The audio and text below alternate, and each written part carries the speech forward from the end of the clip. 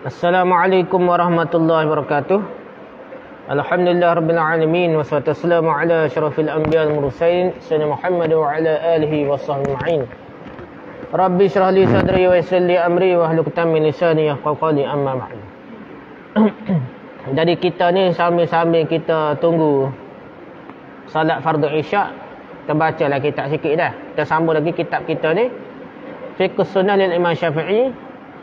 Fiqh sunnah mengikut mazhab Syafi'i, Imam Syafi'i, tapi hak sebenar kitab dia ialah terjemahan daripada kitab At-Tazhib fi Adillati Matan Qiyah wa Taqrib. Okey, kita sambung lagi kitab ni. Buku ni sunat-sunat tayamum.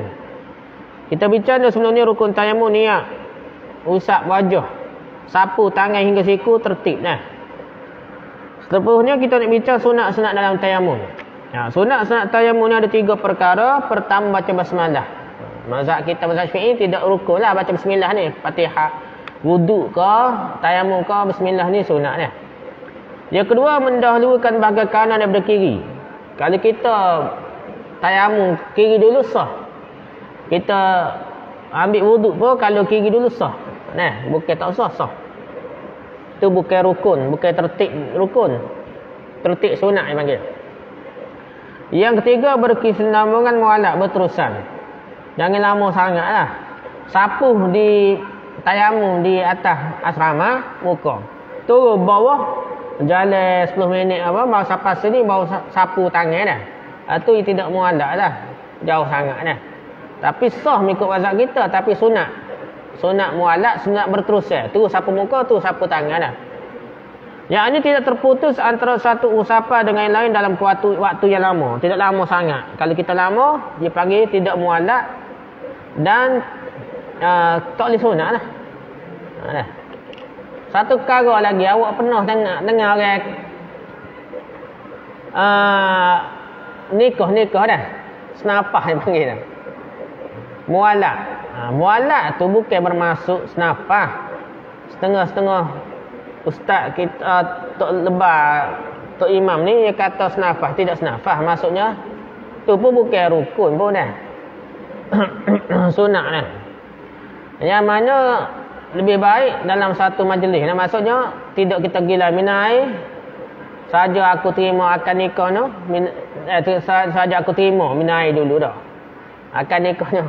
Jadi panjanglah. Minai pula. Jadi tu dia tidak mualak dah, tapi tetap kalau faham sah juga dah. Jadi tidak betul hak kata tidak sah. Jadi mualak ni biasanya bukan rukun tapi sunat saja dah. Yang ke-23 yang tidak yang membatalkan tayamum. Tayamum kita batal bila? Perkara yang membatalkan tayamum ada 3 perkara. Pertama, setiap perkara yang membatalkan wuduk. Kita tayamum, lepas tu kita ketung. Kita kencing ke, berak ke, kita tandah ke, jadi kita kena ambil tayamum semula atau ambil sembahyang mudarat. Yang kedua, menemukan air di luar waktu solat. Yang ini menemuinya ketika tidak dalam keadaan solat dan sebelum tiba waktu solat. Kita cari-cari air tak jumpa dah. Kita pun tayamum.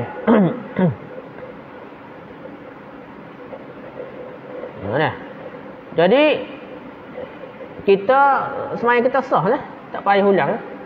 Kita tayamum, kita semaya sudah dah, baru jumpa air dah. Usah lah. Kita usah dah cari tak jumpa, jadi usah. Tak perlu solat semua dah. Jadi ataupun kita tu jumpa air sebelum tiba waktu solat, tak payah semaya semula maksudnya dah.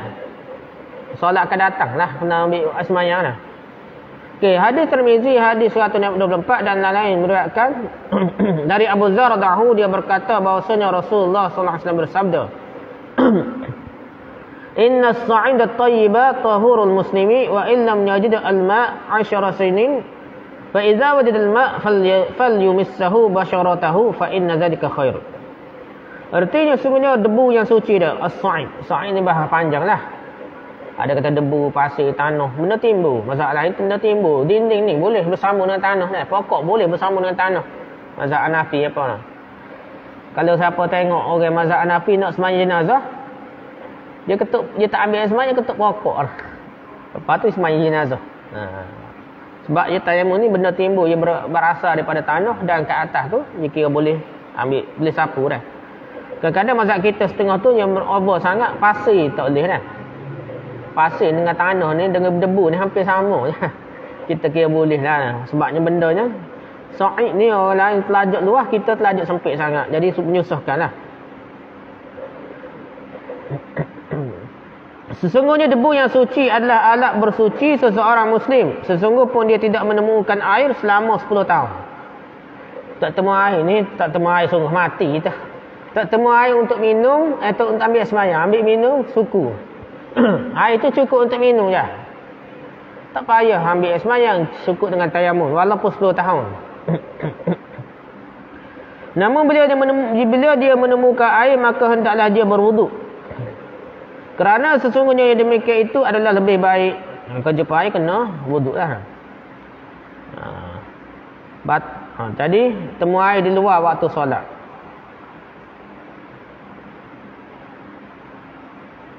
Gitulah. Yang ketiganya murtad dari agama Islam. Murtad ni batal akidah. Solat batal, habis batal. Termasuklah wuduk pun batal. Semua perkara batal belaka. Dia kena, apabila dia mengucap masuk Islam, dia kena ambil air semayang semula. Okey, yang ke-24, hukum memakai pembalut luka. Ni biasa orang aksiden luka balut. Macam mana dia nak buat? Orang yang menggunakan pembalut luka dan lain-lain boleh cukup mengusapnya saja, lalu bertayamum dan menunaikan solat. Ni mazhab kita, dia campur dengan tayamum. Dah lah sakit, tayamum pula, usap pula, 3 perkara. Ia tidak diwajibkan mengulangi solatnya semula.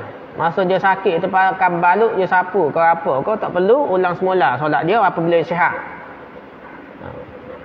Apabila ia membalut anggota badannya dalam keadaan suci. Mengikut mazhab kita, kalau awak boleh lah. Tapi aksiden, tak boleh buat apa dah. Nah. Tapi kalau awak boleh lagi ambil air semayang,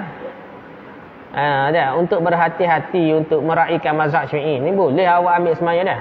Tapi kalau sibuk sangat, tak ada orang tolong ambil air semayang awak susah nak bergerak, kena pakai mazhab lain lah.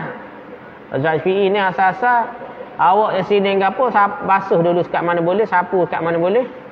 Lepas tu baru balut. Lepas balut tu baru sapu atas pembalut luka dah. Luka tangan ke, luka kaki ke, luka tangan. Ni anggota wuduk lah. Jadi aksiden ke apa dah. Jadi kita pun sebelum balut luka ni, basuh mana boleh, lepas tu sapu sikit-sikit. Lepas tu baru doktor balut, berubat balut dah. Tu lebih baik kalau kita mampu. Tapi biasanya tak sempat dah. Kita pun panik, tak khabar dah. Aksiden Jadi khabar doktor balut. Doktor balut dah tak sempat nak ambil semayang. Jadi kita pakai mazhab lain lah. Kita nak qada semayang berapa puluh hari, bulan bukan dia kan. Pakai balut tu. Jadi jangan menyusahkan. Ambil lah fatwa mazhab lain yang mudah sikit. Kalau tak sempat tu sapu atas tu dah. Tak sempat ambil semayang pun tak apa dah.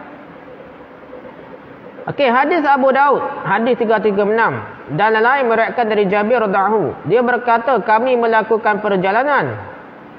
Tiba-tiba salah seorang di antara kami tertimpa batu, kena batu dah. Dan melukai kepalanya, kena batu jatuh. Tak bukit mana, kena luka lah kepala dia. Pada malam harinya orang tersebut bermimpi yang mewajibkan mandi besar. Tak ada pasal-pasal mimpi basuh pula dah.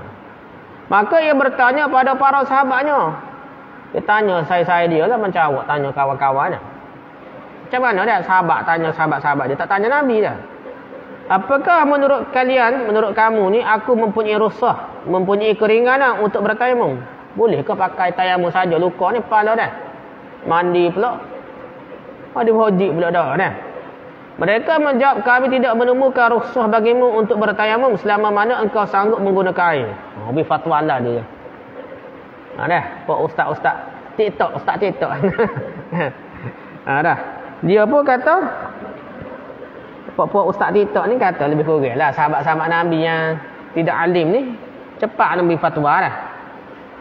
Dia kata boleh guna lagi air dah. Belum tentu mati dah. Boleh guna lagi, ambil itulah suruh mandi wajib juga dah. Maka orang tersebut pun mandilah dah, meninggal dunia tak ada pasal-pasal, meninggal dunia okey mandi wajib ni dah. Sakit, sejuk, macam-macam luka kan. Ketika kami sampai menemui Rasulullah SAW, kami memberitahunya. Baginda menjawab, sungguh mereka telah membunuhnya. Nabi marah. Sungguh fatwa mereka tu telah membunuh sahabat Ali. Maka Allah akan membunuh mereka. Kenapa mereka tidak bertanya? Tidak bertanya siapa dia? Tanya hak lebih alim, tanya Nabi lah. Dan jika memang mereka tidak tahu, jangan beri fatwa yakin tu. Tak payah tanya Nabi lah, beri fatwa dah. Wajib mandi dah. Jangan begitu. Kita tahu ada orang lebih alim, lebih tahu, tanya hak lebih alim, lebih tahu. Jangan memandai-mandai lah. Sesungguhnya ubat dari kebimbangan adalah bertanya, dan sesungguhnya cukuplah baginya bertayamum. Membalut lukanya dan mengusapnya. Dilanjutkan mandi, membasuh seluruh tubuhnya yang lain. Dah. Ini ada perbincangan lah. Atas luka tu dia tayamum. Dia sapu sikit-sikit. Balut. Ikut hadis ni lah. Tak ambil sama air pun. Tak basuh dengan kain kau apa tak ada. Dia sapu tayamum tempat luka. Kepala kat luka kepala sapu tayamum. Dah lepas luka muka kau apa luka, sapu tayamum sikit dah. Buat syarat dah. Tayamum ni bukan debu sungguh. Lekat. Macam kita sapu kepala air dah, bukannya basuh dengan debu. Bukan basuh dengan debu, tapi menyapu dengan debu. Menyapu ni benda mazhab kita bukan tepuk dah. Kalau kita tepuk tu kurangkan debu. Ya ajar sunatnya. Lepas kita tepuk dalam atas tanah debu ni, kita buat gini juga. Kenapa buat gini? Supaya kurang. Dia bukan matlamak dia untuk basuh dengan debu tu.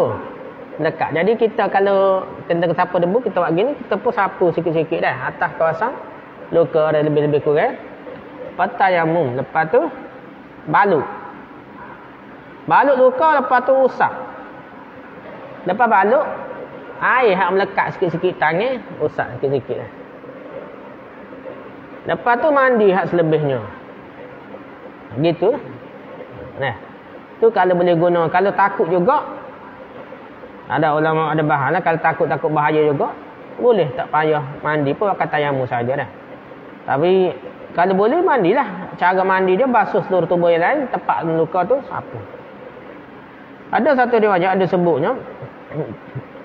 Gitulah. Gitulah kita buatnya dah. Tapi kalau kita accident lah. Ni fatwa semasa banyak pakai pendapat ni. Dia tidak ambil mana mazhab Syafi'i ni. Kalau kita luka accident terbalut dah. Tangan kita luka apa, kita boleh sapu. Air tak payah tayamum lah. Dia gini lah. Ada kata gabung ke antara tayamum. Ni tali ni lah. Nah, mazhab kita kata dah gabung ke antara tayamum. Sekat mana boleh tayamum. Lepas tu sapu air dah tempat tu. Tu saat ni hadis ada melibatkan mandi wajib. Cuma ada qiyas dengan ambil wuduk dah. Ulama ada qiyas dengan ambil wuduk. Ada juga ulama bahas segi sambung yang jawapan Nabi tu.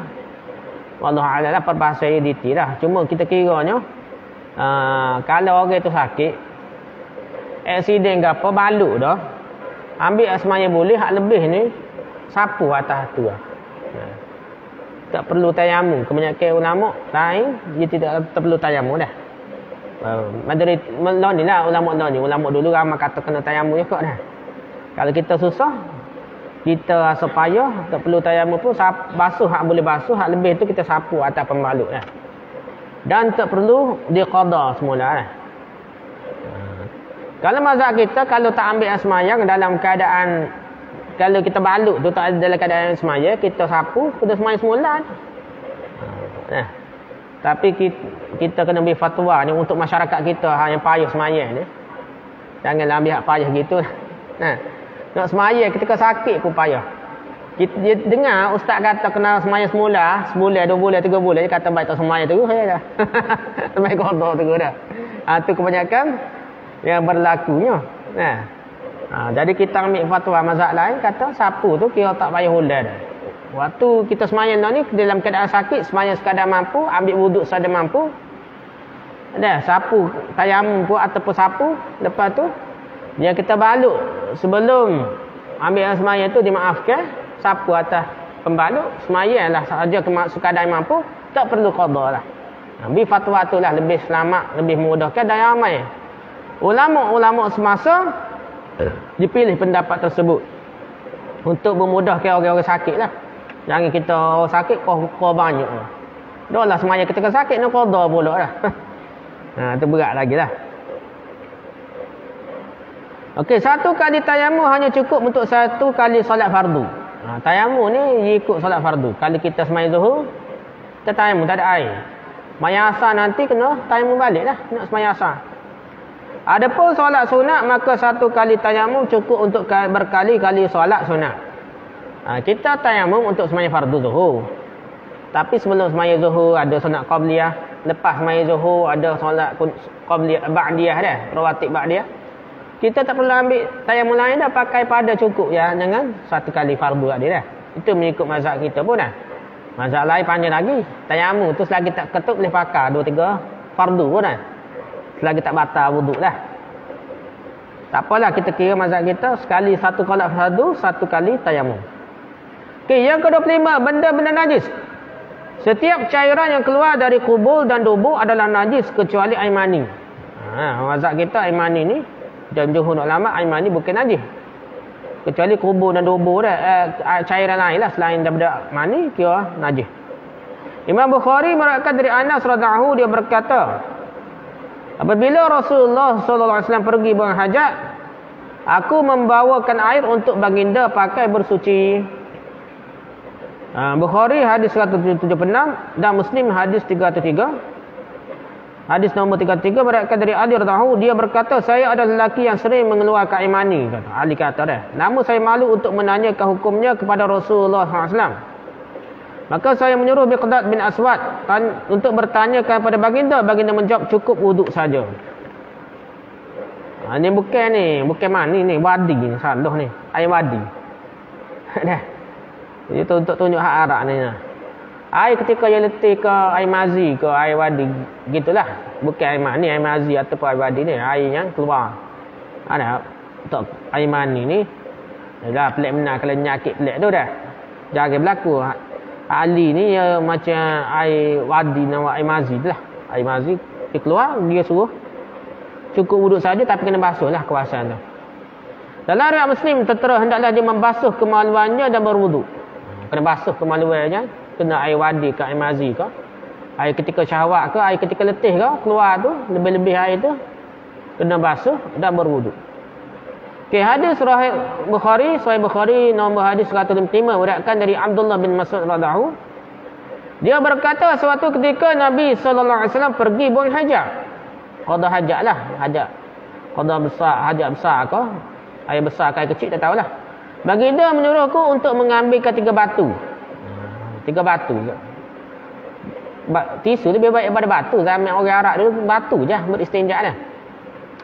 Tetapi aku hanya menemui 2 batu je daripada batu. Aku mencari-cari sebuah batu lagi tetapi tidak menemuinya. Lalu aku mengambil kotoran haiwan yang sudah kering dan memberikan semuanya kepada baginda. Baginda mengambil batu dan membuang kotoran tersebut. Saya berkata, ini adalah najis. Kotoran haiwan ke apa ni tak boleh buat istinja lah. Batu sungguh ni. Sekarang ni Cina ke Jepun dia guna tisu. Baik tisu daripada batu. Boleh lah. Istinja dengan tisu ni boleh. Jangan kita kata tak boleh dah. Nabi zaman orang Arab dulu payah suka air. Batu je guna untuk istinja. Dan dimaafkan. Ada kata tak suci lah dengan batu ni. Dimaafkan dah. Saya teringat dulu masa ikut jemaah tabligh di Jepun ke apa. Ada pak cik tu dia cerita benda payah. Dia kata kalau bangun tidur kena basuh. Kemaluan dan punggung ke apa mesti ada najis. Mesti keluar kat punggung tu ada najis yang keluar dah. Sebenarnya tu menyusahkan lah. Basuh tu basuh dah, tapi nak kata kalau tak basuh tu najis, tak ada dalil. Nabi tak suruh. Dan najis-najis yang melekat sikit-sikit dimaafkan. Ada. Dia kena faham banyak najis yang dimaafkan. Najis dimaafkan tu banyak, bukan najis tu banyak, tapi najis dimaafkan pun banyak juga dah. Bukan najis. Setengah orang beri dalilnya, ni kita nak pergi masjid, contohnya ada lopak air dah, seluk-seluk tu mecik, tu najis dimaafkan. Bukan najis tu. Tanah seluk tu bukan najis. Hak bicara ada najis sungguh. Tak lembu ke apa ke, tiba mecik sikit-sikit dimaafkan. Dah. Kalau mazhab lain, tahi lembu bukan najis lagi, tapi tak apalah, kita kira najis. Dah. Sebab Nabi kata kotoran tu najis dah, kotoran tahi nate tu najis. Hadis ini menerangkan keharaman setiap perkara yang tadi disebutkan. Kerana Rasulullah SAW membasuhnya atau menyuruh untuk membersihkannya, atau dengan terang-terangan menyebutkan kenajisannya. Najislah. Dan najis kena basuh. Setiap segala sesuatu yang keluar daripada kubur dan dubur, daripada depan dan belakang ni, dikiaskan dengan hukum-hukum benda yang tadi diuraikan. Semua benda najis keluar kat depan, air kecing ke, tahi berak ke, semua tu kira najis.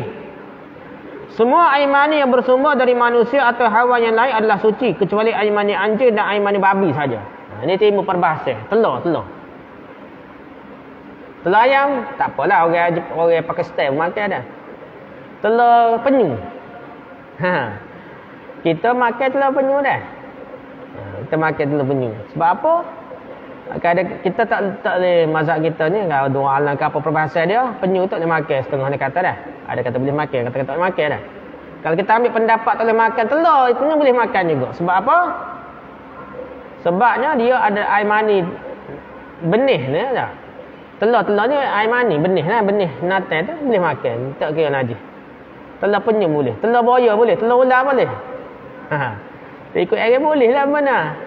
Mazhab kita cuma takut racun, mabuk. Dia tak boleh, dia segitulah. Dah.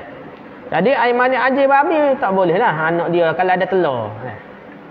Kalau natal jadi babi tak boleh soda, tak boleh dah. Tapi kalau jadi air mani dia, ada pun yang menerangkan kesucian air mani manusia adalah hadis yang diriwayatkan oleh Muslim, hadis nombor 288, dan lain dari Aisyah radhiyallahu anha, dia berkata, aku pernah bukan mengelak ni sebenarnya terjemahannya. Mengkerik apa? Koteh nah.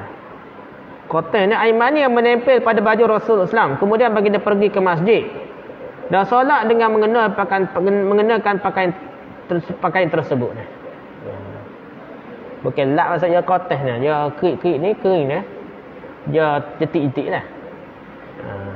Mengikut kita, kes ni tak najis. Kalau najis kena basuh air mani ni. Mazhab lain pula kata kerik-kerik tu dia buai, tu kira najis lah. Kalau dia tak payah buai. Tak apalah, tu kefahaman masing-masing lah. Jika seandainya air mani itu najis, tentu tidak akan cukup sekadar membersihkannya, mengkerik dia dah. Kerik kutih dia hanya dengan kerik dia dah. Atau menggoreh-goreh.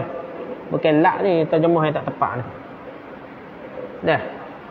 Maksudnya kerik jetik-jetik dah. Maksudnya buai sikit-sikit dah. Yang kedua, membasuh segala jenis kencing dan kotoran tahi adalah wajib, kecuali air kencing bayi lelaki yang belum makan makanan selain susu ibunya. Maka untuk menyucikannya cukup dengan memercikkan air di atasnya. Dah. Jadi air kencing kotoran tahi, tak kira menata apa, manusia ke siapa, mengikut mazhab kita kena basuh. Mazhab ini basuh belaka. Kecuali baby lah. Baby lelaki, perempuan tak. Baby lelaki yang umur 2 tahun ke bawah yang tidak makan kecuali makanan susu ibu dia saja. Dia tak makan susu tepung, dia tidak makan nasi. Jadi mengikut mazhab kita begitulah nah. Jadi dia kalau budak kecil lelaki kecil hanya renjis, itu sajalah dan mengikut mazhab kita. Tapi ada perbahasan lain, awak contoh awak lepas kecil ke apa dah, apa was-was takut ada air mazi ke badi atau air lebih kecil, boleh awak renjiskan kawasan kemaluan awak tu dah. Lepas kecil jam dia, lepas tu nak ambil semaya, kalau berasa takut was-was, renjiskan dengan air kawasan di kain-kain kita di kawasan kemaluan, supaya yang banyak, renjisan air banyak itu menghapuskan kalau ada sikit-sikit air kecil, dimaafkan dah. Dia tak timbul. Dia tidak sepayah mana dah. Hak jadi was-was ni tak tahulah. Kadang saya tengok orang ngaji pondok tu. Jadi was-was kita apa pelik. Yang mengaji pondok mazhab Syafi'i sungguh. Tidak gini mazhab Syafi'i nak. Tak kena pondok dia tak kena cara. Bukan tak. Ada setengah tu nak dia was-was. Dia takut nak semaya jemaah. Dia semaya bilik lah. Dia semaya dom lah. Takut. Lepas ambil semaya cepat-cepat. Semaya takut. Nak pergi masjid jauh. Dia kata dah. Tu bukan mazhab Syafi'i pun tidak. Ada was-was tu. Lebih hak. Dah. Okay, habis itu dah. Sebagaimana hadis yang diriwayatkan oleh Bukhari Muslim dan lain tentang kisah perintah Nabi sallallahu alaihi wasallam untuk menyiramkan sebaldi air pada tempat kencing seorang Arab Badui di masjid. Arab Badui ni masjid dulu tak pasir, tanah pasir gitu masjid dulu dah. Tanah pasir gitu orang Arab. Bukan ada semin mozaik kita ni nah. Semin pun tak ada. Atas tanah gitu masjid tu. Jadi orang Arab Badui anggap serupa pasir kapur dia ni tak. Masjid pun anggap macam pada pasir ni. Dia pun pacar dah kecing atas masjid ni. Sahabat-sahabat nak lari lah. Nabi kata tak payah. Biar kecing pun habis. Nabi suruh ambil sebeldi ke air lebih kurang. Jiruh atas kawasan kecing dia. Serak gitulah. Kira pada cuci gitu. Hadis Bukhari hadis nombor 221, Muslim hadis nombor 207 dan lain meriwayatkan dari Qais binti Muhsin radhiyallahu bahwasanya yang membawa anak bayinya yang belum memakan apa-apa ke hadapan Rasulullah SAW. Baginda menundukkannya di pangkuan baginda dan tiba-tiba anak itu kencing. Baginda meminta dibawakan air dan memercikkannya ke atas bajunya dan tidak membasuhnya lagi. Anak budak kecil tu kencing atas Nabi, Nabi percikkan saja dah. Memercikkannya yakni meratakan air ke seluruh tempat yang terkena kencing tanpa mengalirkan air itu masuk percik. Tak mengalir air pun cuci dah dah. Ada cara nak suci najis sekadar percikkan air. Okey, seterusnya. Setiap benda najis tidak dimaafkan selain darah atau nanah yang sedikit. Serta binatang yang tidak mempunyai darah yang mengalir. Apabila binatang tersebut jatuh ke dalam bekas dan mati di dalamnya, bangkai haiwan itu tidak menjadikannya najis. Dah. Jadi darah nanah tu najis kecuali sedikit dah. Darah mengalir. Kalau natai tu natai ni darah mengalir, natai besar lah, binatang besar, tikus kau dah. Jatuh dalam makanan kita ke apa, ya kira najis lah. Kalau cecair ke apa dah. Kalau dia ada darah, najis lah. Tambah lagi dah najis tu, darah tu najis dah. Tapi kalau haiwan tu macam lalak ke semut kau dah. Ada darah tapi sikit sangat dah. Lalak Nabi suruh celup buah. Ikut hadis tu walaupun kotor kita geli satu kali lah. Tapi antara dia ada racun sebelah sayap lagi jadi penawar dah. Kalau nak minum lah, tak ada air dah, minum boleh buat gitu. Kalau kita geli lah. Kita buah lah benda lain. Nah, tapi nak cerita situ tak najis lah. Poin utama tak najis nak cerita lah. Okay, daging ke ayam ikan ada kalau darah-darah sikit kita basuh tu. Basuh sikit kira tak najis lah. Ada setengah tu saya ingat dulu masa saya pergi PKBM naskah ada ajar dia suruh basuh cuci jiluh. Kita takut najis kan? Tidak najis mana dah. Jangan susah sangat lah dah. Basuh sikit. Dalam ada hadis tak sebut sini. Riwayat Aisyah dah. Daging tu lepas masuk dalam koli tu nampak keluar darah lagi kan. Riwayat Aisyah dah. Tapi Nabi boleh makan. Jadi tidak. Kalau timbul darah sikit-sikit tu. Yang tak boleh darah yang mengalir. Darah yang melekat sikit-sikit daging ikan apa dimaafkan. Jangan kira najis lah. Darah yang mengalir tu baru najis. Kita benda gitu jaga benar lah. Kadang-kadang orang Melayu ni lah. Babi lah, darah ikan lah dah. Perut. Ada sebut dia perut ikan makan masuk neraka dah. Sedangkan benda tu khilaf dah. Tak apalah nak cerita benda gitu kadang-kadang kita ni sensitif sangat dah. Kadang-kadang curi harta orang dah. Curi lembu orang sembelih. Baik tak sembelih dah, sembelih dah. Makan dah so. Curi lembu tak apa rasa haram dah. Kadang-kadang babi pun sembelih dah. Ada nak tak dia kira sembelih tu jadi halal ke macam mana? Tak tahulah nah. Dia kita kira benda tu kalau mencuri tu haram lah. Sembelih setawar nama. Okey, hadis Bukhari hadis 5445 dan lain-lain meriwayatkan dari Abu Hurairah radhiyallahu anhu bahwasanya Rasulullah sallallahu alaihi wasallam bersabda, apabila lalat jatuh ke dalam bekas seseorang di antara kalian, maka tenggelamkanlah seluruh badannya lalu buang lalat tu. Mesti ada darah dia sikit ke apa dah. Buanglah dah. Kerana sesungguhnya pada salah satu sayapnya terdapat penyakit dan pada sayapnya yang satu lagi adalah terdapatnya ubat, ada penawar dah. Jadi kalau kita tak ada air darah, saya nak buat boleh lah, celup buat dah. Pasal dia ada dah penawar. So lagi saya dah dihilang penyakit. Kesimpulannya, apabila bangkai lalat itu menajiskan air, maka Nabi SAW tidak akan memerintahkan untuk menenggelamkannya. Kalau jadi najis sungguh, tenggelam lalat dan najis, mesti Nabi suruh jangan minum. Tapi Nabi suruh buang, boleh minum dah. Semua bangkai binatang seperti lalat berupa hawa yang darahnya tidak mengalir, tak banyaklah, memiliki hukum yang sama dengan lalat, yang ini tidaklah menajiskan air. Semut ke apa tak najis. Ni ada cerita benuk dah. Benuk lah, jadi tak cerdik lah makan semut lah. Tapi buai lah semut tu nah. Tapi buai kan boleh minum lah. Lalat yang besar pun boleh minum, dia takut tapi tak jadi dia kata benuk sini. Air kita buat tiba-tiba ada semut. Tapi ada pendapat mana saya dengar ni, kata tak boleh tapis, dia kata najis juga. Tapis dah boleh minum je, tak ada apa dia. Lalat besar boleh, semut lagi boleh lah. Ni telajak sensitif dah. Kesimpulannya, apabila bangkai lalat itu menajiskan air, maka itulah sukurlah. Gitulah supaya semut ke apa. Dan selain seumpama lalat ke apa, tidak najis lah semut ke apa dah. B. Setiap binatang adalah suci. Setiap binatang adalah suci, yakni semua tubuh binatang dihukum suci selama masih hidup, kecuali anjing, babi dan setiap haiwan yang lahir dari kedua-dua, daripada anjing dan babi atau dari salah satu dari keduanya. Ada dia gewe lah, anjing gewe dengan kucing lah, tubik ke apa tahulah. Tetap juga jadi najis lah. Hal ini dikuatkan oleh firman Allah Ta'ala, "Aw lahma khinzirin fa innahu rijsun."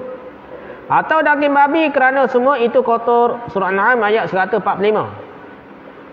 Ditambah hadis mengenai perintah membasuh bekas yang jilat oleh anjing, yang akan jelaskan pada perbincangan selanjutnya. Jilatan air bekas jilat tu dia dalil. Cuma ni babi ni kias. Dah.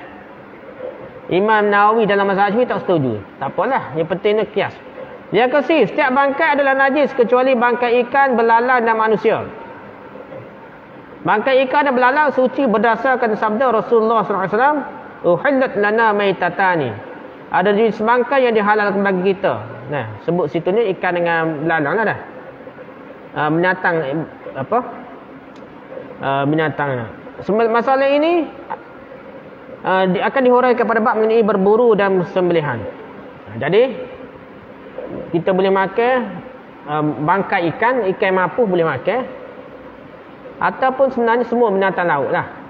Tapi mazhab Hanafi ikan saja. Dia kata binatang laut tu hanya ikan saja dah. Jadi tu sebabnya kalau kita mazhab Hanafi, sotong tak boleh makan, ketam tak boleh makan, udang tak boleh makan dah.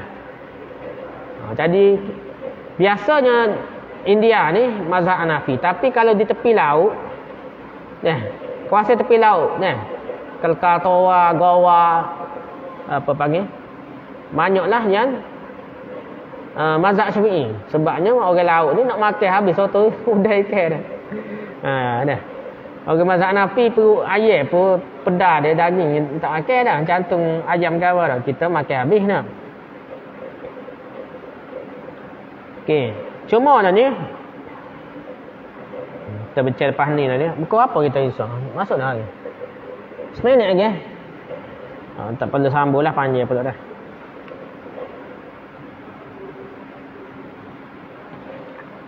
Ikan ni secara asalnya kalau ikan bilik, tak payah, tidak wajib cuci perut dia lah. Mengikut mazhab kita, kalau ikan besar kena buai perut dia, ikan najis jugalah. Tapi khilaf lagi lah, ada mazhab lain ikan besar pun perut je tidak najis belaka dah. Itu kena faham lah, jangan cepat meneraka ke orang lah. Ada benda tu mesti khilaf dah. Okey, habis aku perbincangan kita. Wallahu a'lam. Subhanakallahumma hamdika, subhanakallahumma hamdika, subhanakallahumma hamdika, asyhadu an la ilaha illa anta, astaghfiruka wa atubu ilaik. Assalamualaikum warahmatullahi wabarakatuh.